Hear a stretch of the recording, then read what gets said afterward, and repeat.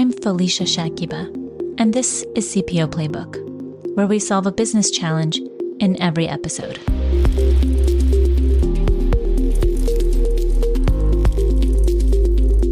In the 2023 Work in America Workforce Survey, 91% of respondents say it is somewhat or very important to have a job where they consistently have opportunities to learn. But only 47% say that their employer offers educational opportunities. Numerous companies experience employee departures due to a lack of visible career progression options. To tackle this issue, implementing a strong career development framework becomes crucial, and this framework maps out career levels and progressions within various job categories while explicitly detailing the skills and behaviors needed at each stage.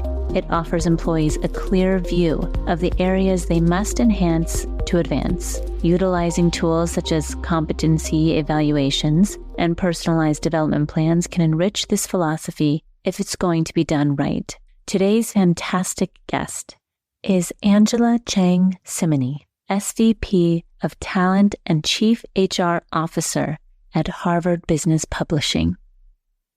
Angela, what were the predominant challenges you observed within the business that prompted the initiative to establish a career development framework? It's a great question, Felicia. I think one of the things that HR is often accused of is working too much off of intuition and not off of data. So when I first joined HVP, one of the very first things I did was starting to sit in on exit interviews. I wanted to understand why employees were choosing to leave this great organization at the same time I was choosing to join. And one of the most common answers I heard was lack of professional development opportunities, that people couldn't envision themselves in a role beyond the one they currently inhabited. And I said to myself, well, that's a problem I can solve. And it's also a business challenge, right? Because we can't afford to lose critical talent. And at the time, we were sort of peaking at the Great Resignation. And so it became even more imperative that we hold on to the people that we knew were going to be part of our success. And so pretty quickly, I got down to the work of building out a career pathing framework. And I got full-hearted, unanimous support from the senior executive team, because they knew that was something that if I could pull off would make a real impact on the future of the business. And to be fair, a career development framework built from scratch is not an easy task. So how did you secure leadership support for this big task? Yeah, I find that's often the challenge when I talk to other HR colleagues about what keeps them from embarking on this work. It's because it's a monumental effort. And so I think because I was able to present so clearly the problem and the solution, that the executive team immediately got behind it and were willing to offer any resources that I thought were necessary to get it across the finish line. And in fact, the CEO at the time actually offered me the opportunity to go outside and get professional consulting services. And I turned him down because for two, one, I didn't think we needed to spend the money because I had a very particular methodology that I wanted to apply to the work. But two, I knew that the system would have much more credibility and legitimacy if it was built by the people who actually did those roles day in and day out. That makes sense. And I know that you talked about exit interviews and sitting in on those. Did you bring any other data? Did you do any surveys? Did you bring anything else to the team? No, the exit interviews were sort of all the data I needed, right, to be able to say that 3/4 of exiting employees cited that as the most common reason. And then anecdotally, we were able to prove out that was what people were hearing was, this is a great organization, but I feel like I've plateaued. And it hadn't been adequately addressed in the past. So we knew it was a glaring need. There was no path for people to clearly understand how they could chart their next adventure at HVP. Clearly, promotions happened, advancement happened, but it was a little scattershot. It was very dependent upon whom your manager was. And so we removed a lot of agency from employees to be able to take ownership of what their career looked like at HVP. If you really want to empower and enable people, you want to give them the roadmap. To do that, you want them to own it. If it becomes management's responsibility, that's just room for disaster because we're not going to get it right. We're not going to be able to think about everybody all the time. So it's a lot easier to put command of destiny in the hands of that singular person. I agree completely. So what were some of the obstacles that you encountered during the process of delineating career hierarchies and identifying competencies. And did you create competencies for each level and function? How was it structured? Yeah. So in terms of obstacles, the biggest challenge was the organization saying, we need this yesterday, and managing expectations that this was not going to be something that was going to be built in 7 days. In fact, it took us 9 months from start to final launch. And we did get some pushback from people wondering, this is HR's job. Why are you recruiting us to help us build it? And it became really apparent that having incumbents identify the specific competencies and then build out the specifics of those expectations made it a lot easier for the organization to support, because they were like, yeah, that is the role. And that is how success is found in that role. My team could have easily cut and pasted and gone to the American Association of Finance Professionals and stolen those competencies, but those don't necessarily reflect the needs of our business. And so it was really bespoke and absolutely customized and built for what we need to be successful. So we started with a process where the executive team actually brainstormed what they thought were the key skills needed for their businesses and understanding strategically what we would need in the future. They came to me with about 50, and we were able to synthesize those into 20. We're not as special as we think. Right, Felicia? There's a lot more commonality across those job families than originally thought. So I got that down to 20. And then we recruited 120 of our 600 employee base to then work on each one of those families with an executive leader serving as a sponsor for several of those job families. We identified each of the specific competencies and then specifically articulated each of those mastery levels for each competency. So if you look at the HR career ladder, we have 5 technical competencies. And then within each of those, there are 4 mastery levels. And you can go, okay, competency 1, mastery level 3, what does that look like? Competency 4, mastery level 1, what does that look like? And there is a sheet of that for every job family, one for marketing, one for finance, one for sales, so that everybody clearly understands what those expectations are. Hi there, I'm Peter Zollman. I'm a co-host of the Inside Job Boards and Recruitment Marketplaces podcast. And I'm Stephen Rothberg, and I guess that makes me the other co-host. Every other week, we're joined by guests from the world's leading job sites. Together, we analyze news about general, niche, and aggregator job board and recruitment marketplaces sites. Make sure you sign up and subscribe today. And those levels are crystal clear. Yes, there is a whole rubric that is not negotiable. So what it means to be a director is the same in sales, in engineering, and in customer service. So if you need to be expert in 3 of your technical competencies to be a director, that is true regardless of the job family you're in. That enables internal mobility because the expectations are the same, but it's also really explicitly understood in the model. Got it. And could you elaborate on the structure and frequency of the discussions that took place among stakeholders, and who were the stakeholders? So I was the overarching stakeholders were clearly the senior executives of the team, because that was the group that I most needed to appeal to, because mobilizing 120 employees to do something that's not in their day job takes a huge degree of commitment. And that's also partly why it took us 9 months to build out that model, because they had their own day jobs to do. And because they're not HR professionals, there was some learning curve, and we needed to account for that time. So the build out of the model took place actually over 4 months, because people needed to do that while they did and attended to their regular expectations. And so getting the executive team to give the organization time to build that out was probably the hardest discussion, but also not hard, because they were fully behind the app. And what measurable impacts on retention or engagement or internal mobility have been observed while implementing this framework? Or in other words, what's in it for leadership? So we have seen a doubling in internal mobility since we've launched. We've completed a full year since we built out the career pathing. We are halfway through this fiscal year, and we are on track to double our rate of internal mobility. And we are through the first year since launching these career paths.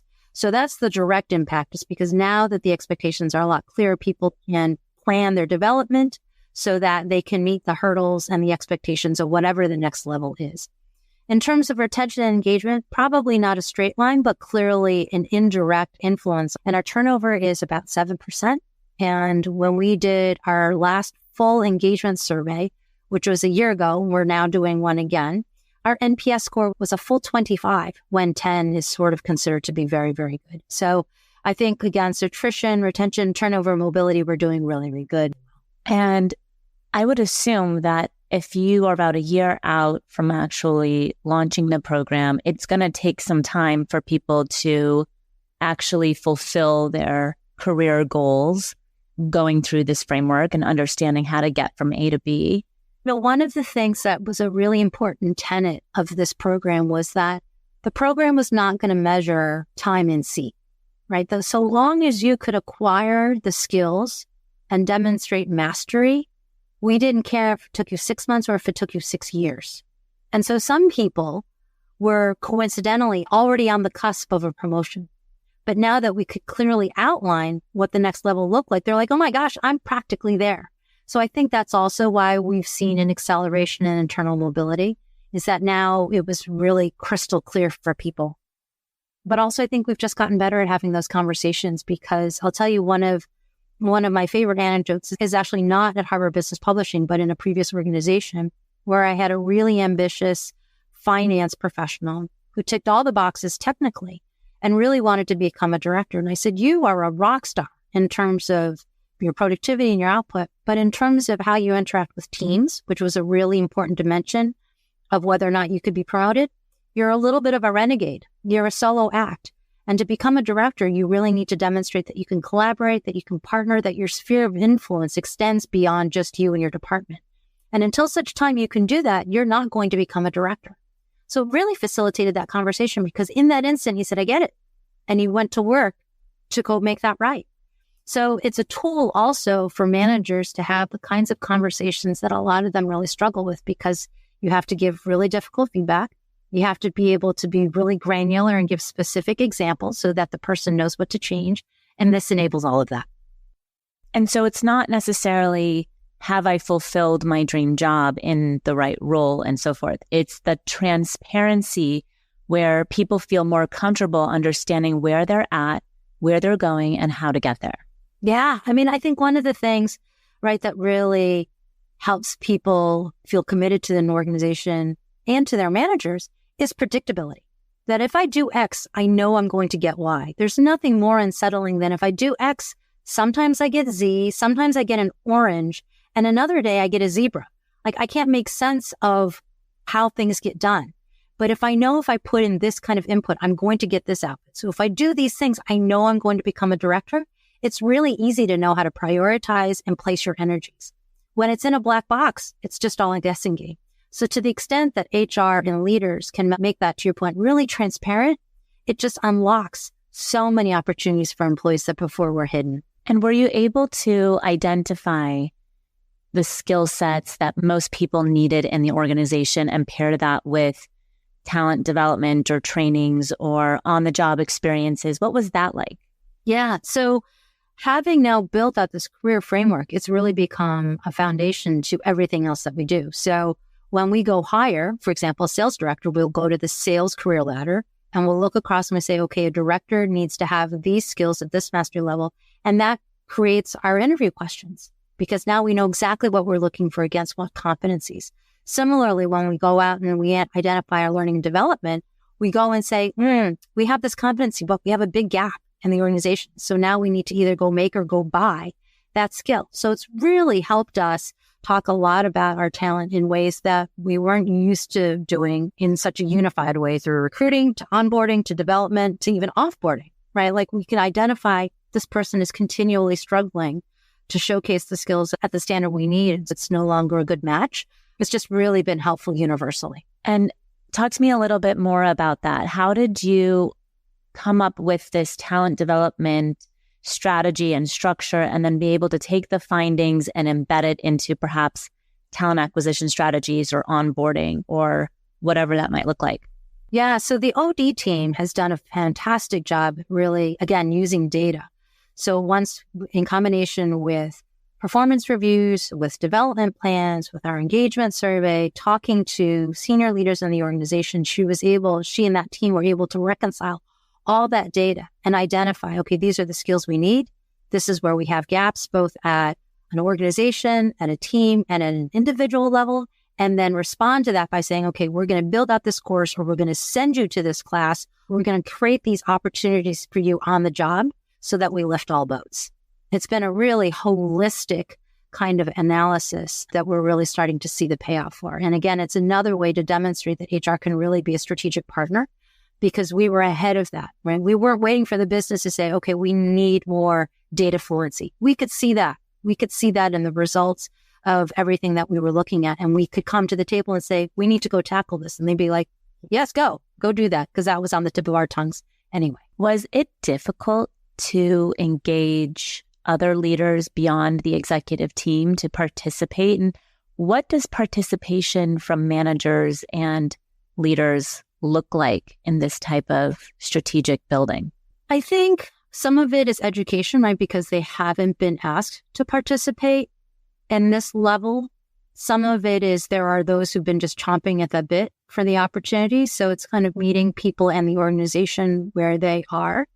But I think once they could understand the benefit of it, it was pretty easy to do. Intellectually, technically the work was difficult, again, because they're not HR professionals. They're not used to really scoping out competencies and then expressing those in a way that's really useful. So there was some of that work, but at the end of it, they could look back on a piece of work that they knew was solid and that would grease the skids for other work in the future. So this is an organization that's by its nature is pretty collaborative. I would say it's actually very collaborative. And I think once people got on board, they're like, okay, I see the value in this. And again, we were sensitive to not ask them to cram it all into 3 weeks' time. We gave them months to do it, which I think is really important for any organization that wants to embark on work like this. Really make sure that the project timeline can adequately account for the fact that people have their homework to do on top of that. In doing a project like this, I've been met with resistance from legacy employees who are saying and looking at me and saying, we've always done it this way. Why would we have to change? Why would we have to do it another way? I've been promoted several times. Now I have to follow this rubric. How do you engage with someone that has some hesitation to the process? Great point, Felicia. One of the things that we said coming out of the gate was that we wanted to make sure this was not punitive, because we are in essence changing the rules of the game for some people midway, right? They've been working towards a particular role. And then we say, oh, no, actually, the guideposts are now 10 miles further than where you thought they were. So if someone is currently a director, in the new framework, they're showing up more as a senior manager. What we said was there was going to be no consequence to that other than we would take it on together with the employee to take the next year and get them to where they needed to be. If after a year, there continued to be a lack of progress, that would trigger a different conversation. We weren't going to demote you. We weren't going to take away pay. We weren't going to change your title. We were going to take a full year to get people acclimated to the new system. And we have not had anybody fail and fall out. And in fact, most people were pegged accurately, even under the new system. So I think we really tried hard to make sure that the system was reasonable, but also ambitious at the same time.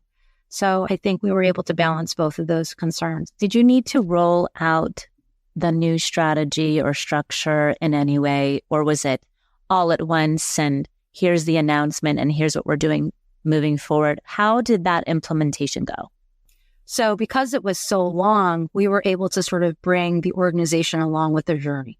So we would periodically report out, like, this is the stage that we're in, and now we're moving into this phase, and now we're moving into this phase. So all along the way, the organization was kept informed of where we were in the process. And again, we had 120, we had 30% of the organization actively involved in the process. So they also acted as advocates and ambassadors for the program. So it wasn't just the work of the HR team to be out there beating the drum on the effort, because there were lots of people who were like, oh my gosh, this is going really, really well. Yeah, I would imagine that communication would be a critical piece in order to roll something like this out, and making sure that people knew what we were doing behind the scenes, because not all the time people are sitting in on private one-on-one conversations that we're having all the time as HR professionals. Yeah. I mean, it could definitely be one of those, be careful what you ask for, right? Like, you want career development and then it comes out and you're like, well, that's not at all what I envisioned, or that doesn't work for me, or that makes it too hard. And so we wanted to make sure that people weren't scared of this change, which is, something as HR professionals, when we go through change management, you want people to feel as informed as possible because the unknown is what's scary, right? The unpredictable is what creates anxiety in an organization. We really wanted to de-stress people out and make sure that they understood that this was really going to be for their benefit and for that of the organization. How do you envision the trajectory of career development evolving in the future? Well, I think what will happen is we'll use technology a lot more to help us identify the gaps, to help us build out development plans, right? We'll be able to input someone's last 3 years of performance appraisals, and AI will be able to say, okay, based upon what I see are the necessary skills, these are the development gaps for Joe Smith, and I'm going to build out a development plan. I think we can accelerate the identification and the solution building a lot quicker, and perhaps even create learning opportunities using technology. Angela, thank you so much for being here. You are a fantastic guest, and I can't wait to see you again next time. That's Angela Cheng-Cimini, SVP of Talent and CHRO at Harvard Business Publishing. If today's episode captured your interest, please consider sharing it with a friend or visit cpoplaybook.com to read the episode or learn more about leadership and talent management. We greatly appreciate your rating, review, and support as a subscriber. I'm Felicia Shakiba. See you next Wednesday, and thanks for listening.